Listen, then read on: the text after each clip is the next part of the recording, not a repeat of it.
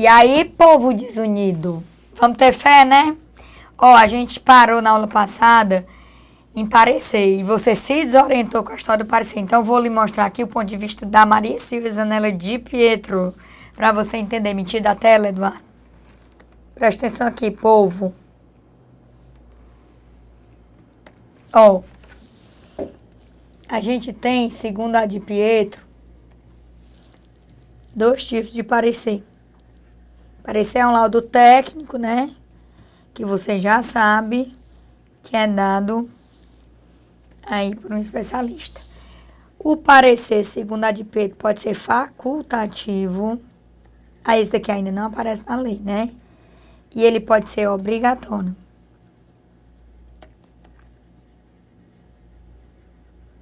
Os nomes já dizem tudo, né? Se for facultativo, não obriga a administração. Se for obrigatório, em tese, obrigaria. Tá aqui. Esse e esse.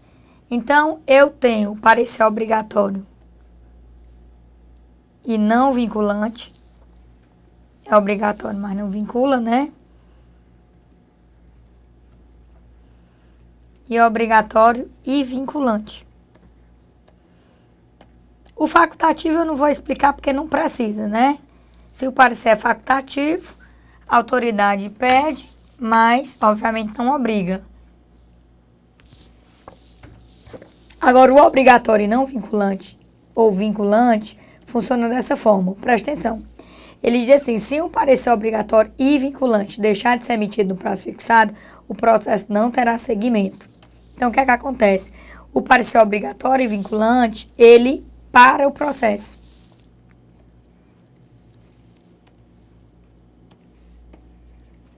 Vou colocar assim, ó.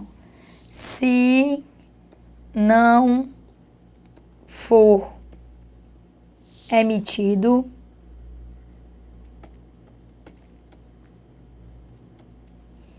o processo, vou colocar do jeito que tá na lei para você entender. Processo não terá seguimento até a apresentação. Não terá seguimento.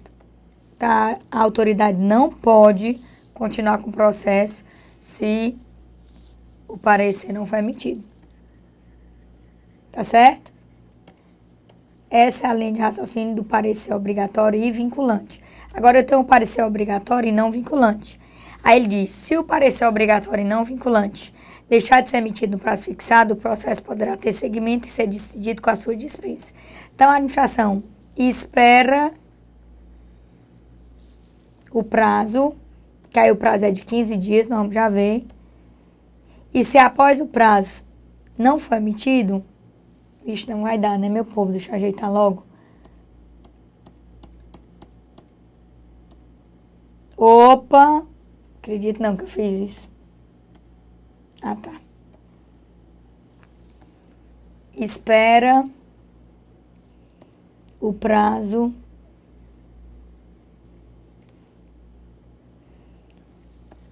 se após o prazo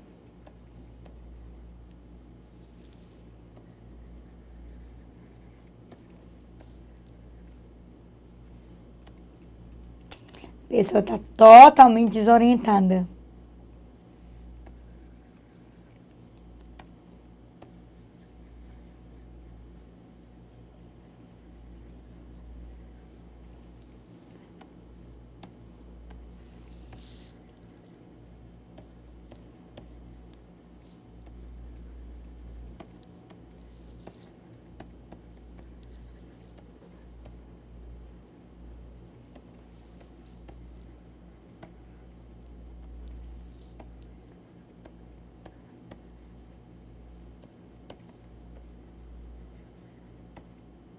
Vai ficar bem aperreadinho, mas é pra você entender aqui, viu?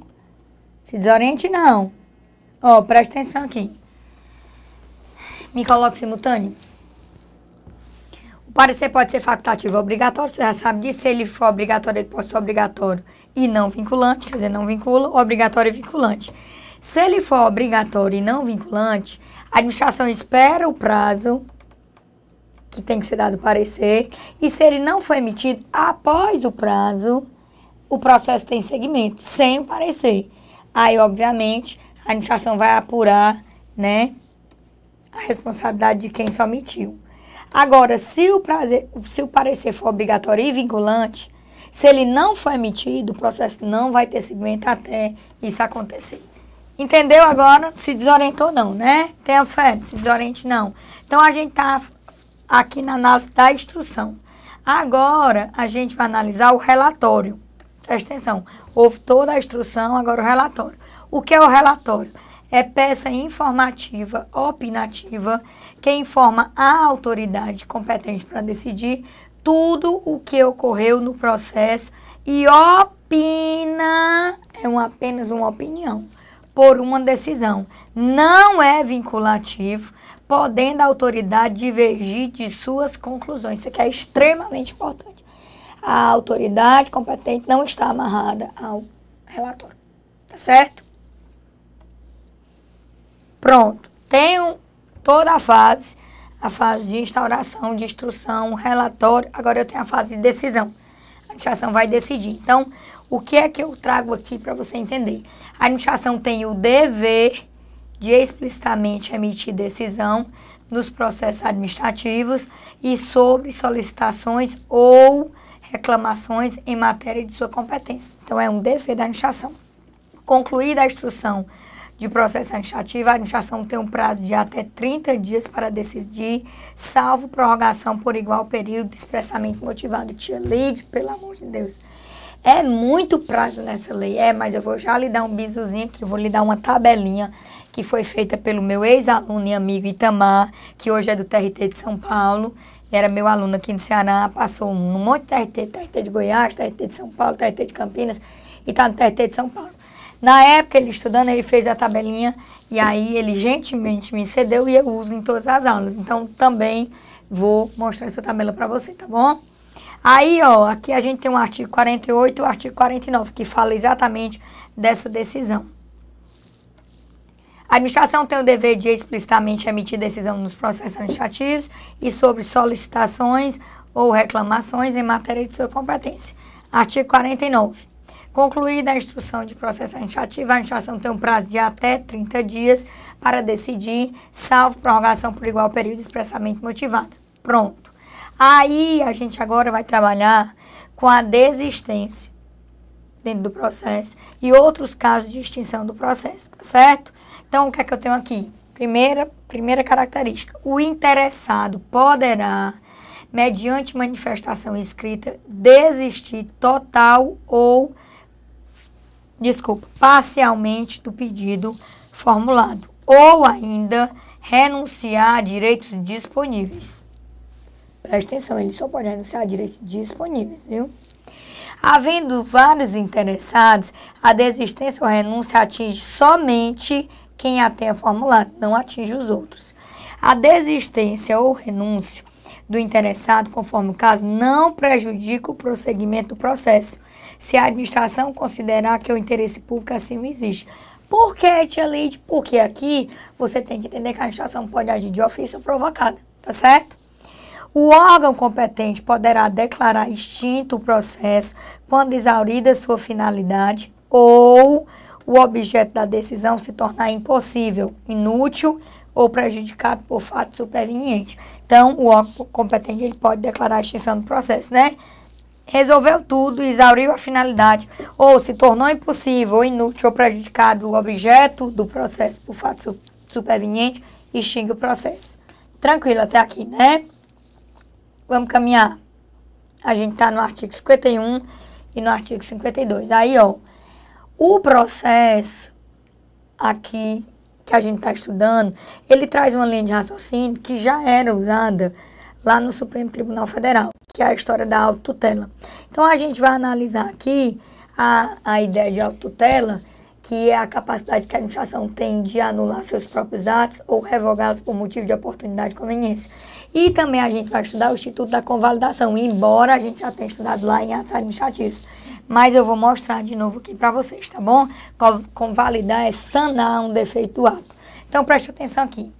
A administração deve diferente da súmula 473, que diz pode, embora o Supremo já tenha lhe dito que isso é um poder-dever, né? Anular seus próprios atos quando eivados de vício de legalidade e pode revogá-los por motivo de conveniência ou oportunidade, respeitados os direitos adquiridos. Puxa uma setinha aí e bote princípio da autotutela. E puxa outra seta e bote ver súmula 473 do STF. O direito da administração de anular os atos administrativos de que decorram efeitos favoráveis para os destinatários decai, é prazo decadencial, em 5 anos. Puxa uma seta e bote convalidação tácita. Contados da data em que for praticado, salvo comprovada má-fé. Se for de má-fé, não é esse prazo. No caso de efeitos patrimoniais contínuos, o prazo de decadência contar-se-á da percepção do primeiro pagamento. Olha, a gente tem uma decisão aqui do STJ, eu acho que eu não trouxe essa decisão. Deixa eu ver se eu trouxe. Não. Ô, coisa chata. Que tem uma polêmica. Eu não vou falar dela agora, eu vou ver se eu trago na próxima aula. Ele entende, o STJ entende, que se os efeitos patrimoniais são contínuos, eles se renovam. Então, não fica contando do primeiro pagamento. Tia Lide, pelo amor de Deus, não acredito que o STJ fez isso, não fez. E aí o prazo nunca se acaba. Eis o problema, né? Tia Lide, não entendi, não, me desorientei. Fique calmo. Se desoriente não, que eu vou trazer a decisão. Eu preciso mostrar a decisão para você, tá certo? Mas, ó, a letra da lei diz assim, no caso de efeitos patrimoniais contínuos, o prazo de decadência contar-se-á da percepção do primeiro pagamento. Deixa eu me dar um exemplo e dou. Vamos supor, hipoteticamente, que um servidor começa a receber uma gratificação em março de 2010. E aí ele vai receber março, abril, maio, junho, julho, agosto, setembro, outubro, novembro, dezembro, tudo 2010. E vai recebendo 2011, 2012, 2013, 2014. Então, aqui, essa história aqui do prazo decadencial, ela é contada desse primeiro pagamento aqui. Tá certo? Para a lei. Para o STJ não, viu? Mas fique tranquilo que eu vou trazer a decisão do STJ. Prometo a você, tá bom? Mas a gente está lendo aqui a letra da lei. Pela letra da lei, o prazo é contado do primeiro pagamento, viu? Aí, continuando aqui, caminhando e cantando. Considera-se exercício do direito de anular qualquer medida de autoridade administrativa que importe impugnação à validade do ato. Em decisão na qual se evidencie não acarretarem lesão ao interesse público, nem prejuízo a terceiro, os atos que apresentarem defeitos sanáveis, puxa uma seta e bote convalidação. Nós discutimos isso, eu não vou discutir de novo. Discutimos lá em atos administrativos, né? Poderão ser convalidados pela própria administração. Se forem convalidados, vão se tornar válidos, né? Tranquilo aqui, tudo dominado. Aí, ó, caminhando aqui. A decisão administrativa pode ser revista. Então, quando a autoridade dá uma decisão, cabe recurso daquela decisão. O que nós vamos analisar agora são os recursos que podem acontecer das decisões e as características desses recursos. E também pode haver o instituto da revisão do processo, tá certo? Então, vamos analisar. Das decisões administrativas, cabe recurso em face de razões de legalidade e mérito. Então, ó, eu posso rever o ato administrativo por razões de legalidade e mérito. Se for por razões de legalidade, está ligado a um vício que existe, né? Um vício de legalidade. Se for por razões de mérito, aí está ligado à atuação discricionária, né? Oportunidade de conveniência, mérito administrativo. O recurso administrativo tramitará no máximo por 3 instâncias. Aí você bote regra geral. Eu posso recorrer até 3 instâncias. Salvo disposição legal diversa. Tia Lídia, eu posso recorrer mais? Se tiver disposição legal diversa, para a Lei 9784 você pode. A regra é que ele pode tramitar no máximo por 3 instâncias. Isso aqui nós já vimos também, lembra? Tem legitimidade para interpor recurso administrativo. Os titulares dos direitos e interesses que foram parte no processo. 2. Aqueles cujos direitos ou interesses forem indiretamente afetados pela decisão recorrida. 3. Minha gente, a Giovana me ligando, eu não dou nem confiança. As organizações e associações representativas no tocante a direitos e interesses coletivos.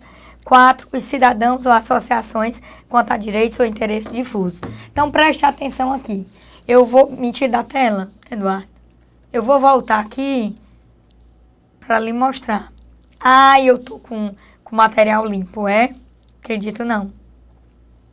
Que eu estou com material limpo. Tô. Eu fiz no outro material. Mas, ó, vou lhe mostrar bem aqui. Deixa eu ver se tá aqui. Você não pode confundir os legitimados para recorrer dos interessados. Tô aparecendo não, né? Os legitimados para recorrer dos interessados que vão entrar no processo, lá no artigo 9º. Era aqui. Aqui, ó. Lembra que eu fiz a regrinha para você? Você não pode confundir os legitimados como interessados para entrar com o processo e os legitimados para recorrer. Eu chamei a atenção de vocês lá para um ponto de vista. Porque lá nos legitimados para entrar com o processo, eu tenho uma regrinha que às vezes, a FCC mistura. E aí, se misturar, já viu, né? O babado é forte. Então, ó, eu tô procurando aqui o material, minha gente, não tô conseguindo. Preste atenção aqui. Pessoas físicas ou jurídicas que iniciem como titulares ou direitos, aqueles que, sem terem iniciado o processo, têm direitos que possam ser afetados, organizações e associações no tocante a interesses coletivos, pessoas ou associações legalmente constituídas quanto a interesses difusos. Preste atenção aqui, ó, que eu tô com outro material. Legitimados para recorrer, titulares de direitos ou interesses que forem parte do processo, aqueles cujos direitos ou interesses forem indiretamente afetados pela decisão recorrida, organizações e associações representativas no tocante a direitos, interesses coletivos. Aí tá bem aqui, ó, os cidadãos ou associações relativas a interesse difuso. Aqui eu lhe chamei mais atenção, aqui fala pessoas e não cidadãos. Cuidado com isso aqui, viu? Muito cuidado. Deixa eu lhe mostrar, porque chegou a hora de eu lhe mostrar aqui uma diferença. Eu tô aqui, né? Deixa eu lhe mostrar aqui uma diferença. Porque aqui, tô aparecendo ainda não, né? Me deixa fora da tela. Aqui eu tô falando de interesse difuso, aqui eu tô falando de interesse coletivo, né? Vou lhe mostrar bem aqui uma diferença para você tentar entender, né? Eu tenho os direitos difusos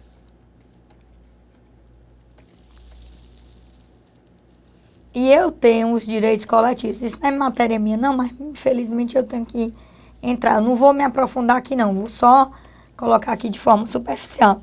Os dois direitos, eles são considerados transindividuais. Bote aí, viu? Eles são considerados transindividuais. Por que, tia Lide, que eles são considerados transindividuais? Porque ultrapassa a esfera de um único indivíduo. Por isso que é transindividuais. Tá certo? Os direitos ultrapassam a esfera de um único indivíduo. O que é que você tem que saber aqui? Todos dois são direitos indivisíveis. Todos dois são direitos indivisíveis, quer dizer que não se pode dividir.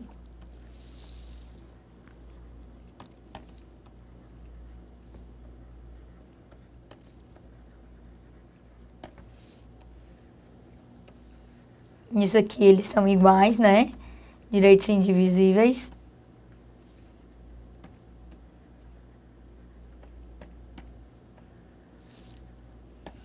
Só que os titulares dos direitos aqui no difuso, ó, titulares, são pessoas indeterminadas.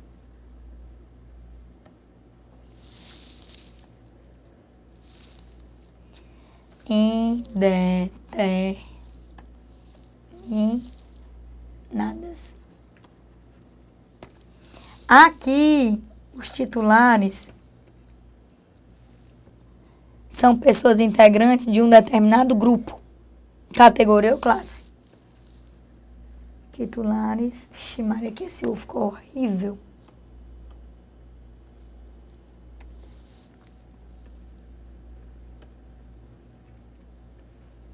Pessoas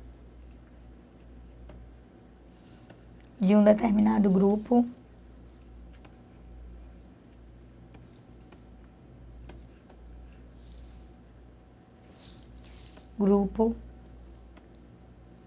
categoria ou classe. Vou lhe dar aqui o exemplo que a de Pietro dá.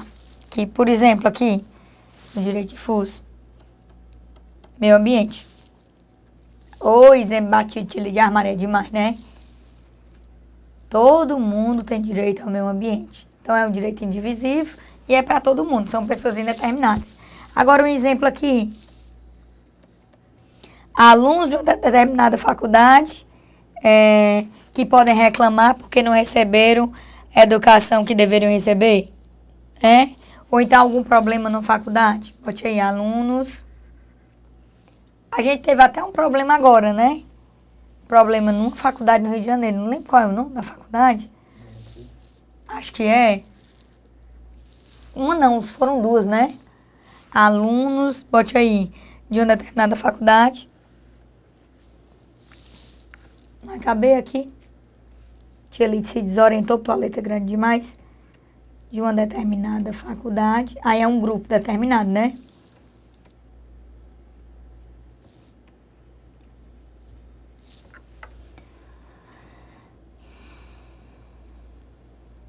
Que tem o direito de receber educação adequada, né? Educação com qualidade. Complete aí, meu filho, que não dá não. E não me desoriente não, tenha fé. Me coloque simultâneo. Pronto? Então, ó, bote aí alunos de uma determinada faculdade que tem o direito de receber uma educação de qualidade. Um serviço de educação de qualidade, né? Aí, se eu tô falando de alunos de uma determinada faculdade, eu tô falando de um grupo determinado.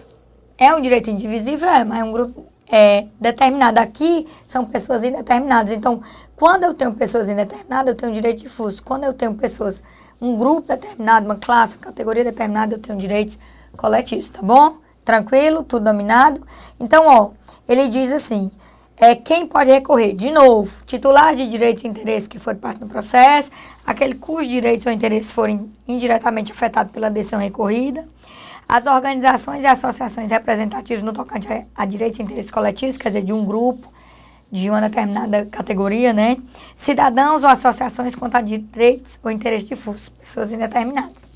Esses podem recorrer. Aí, mais informação sobre recurso que você tem que entender. Salvo disposição legal em contrário, o recurso não tem efeito suspensivo. Ai, tia Lide, toda vida eu me desoriento aqui. Calma. Havendo justo receio de prejuízo de difícil ou incerta reparação decorrente da execução, a autoridade recorrida a imediatamente superior poderá, de ofício ou a pedido, dar efeito suspensivo ao recurso. O recurso não será conhecido quando interposto: 1. Fora do prazo. 2. Perante órgão incompetente. 3. Por quem não seja legitimado. 4. Após exaurida a esfera administrativa. Na hipótese do inciso 2, perante órgão incompetente, será indicada ao recorrente a autoridade competente, sendo-lhe devolvido o prazo para recurso. Então, vamos analisar isso aqui. Mentira da tela.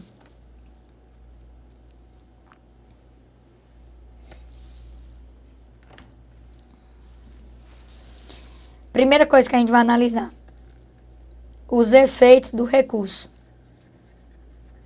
no processo administrativo, né? No PA. Não vamos analisar no processo judicial, não tem nada a ver. No processo administrativo, quando uma pessoa entra com recurso, esse recurso ele tem um efeito. O primeiro efeito se chama efeito devolutivo. Qual é a característica do efeito devolutivo? É devolver para a administração o reexame da decisão.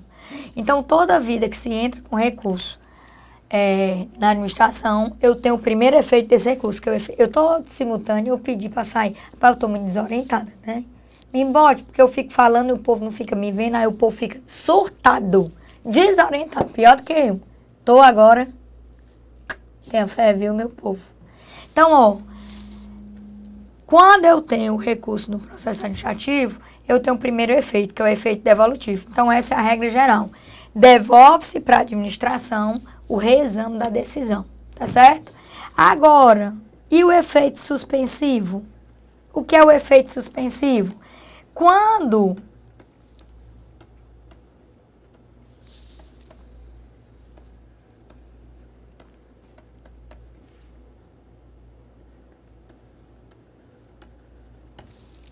uma autoridade dá uma decisão que você recorreu, o fato de você recorrer não suspende os efeitos daquela decisão. Então, os efeitos vão continuar acontecendo. Por quê? Porque, em regra, eu não tenho a suspensão desse efeito. Professora, eu entrei com pedido na Receita Federal e esse pedido foi negado e o meu problema está me prejudicando. A autoridade competente indeferiu o meu pedido, eu recorri. Se eu recorri, o que ela decidiu fica suspenso? Não, em regra não fica suspenso. Em regra, não fica suspenso. Então, em regra, o fato de você recorrer não suspende o efeito da decisão que foi dada. Continua surtindo efeito. Mas eu posso sim ter o efeito suspensivo nos processos administrativos. Quando? Quando, tá aqui, quando há justo receio de prejuízo de difícil ou incerta reparação decorrente da execução. Aí a autoridade pode dar o efeito suspensivo. Ou você pode pedir, né? A autoridade pode dar de ofício ou você pode pedir. Tia Lito me deu um exemplo de um processo que tem efeito suspensivo, lidou o processo de licitação. Quando o licitante entra com recurso contra, por exemplo, a habilitação, aquele recurso ele tem efeito devolutivo e suspensivo. Por quê? Devolutivo porque devolve para a administração o reexame da decisão dela de inabilitar, né, em regra. E suspensivo porque se o processo de licitação não parar, corre um sério risco do processo de licitação acabar e aquela decisão não ser, aquele recurso não ser examinado. Então, entrei com recurso contra uma inabilitação para o processo. Suspende, não produz efeito. O efeito aí foi me tirar do processo de licitação. Eu fui inabilitado, então eu tenho que sair. Mas se eu entrei com recurso, suspende esse efeito. O processo administrativo de licitação para até que o recurso seja decidido. Aí depois continua, entendeu? Mas lá eu tenho especificamente o artigo 109 falando que vai haver o efeito suspensivo. Aqui não, eu estou falando de regra geral. O processo administrativo é um processo específico.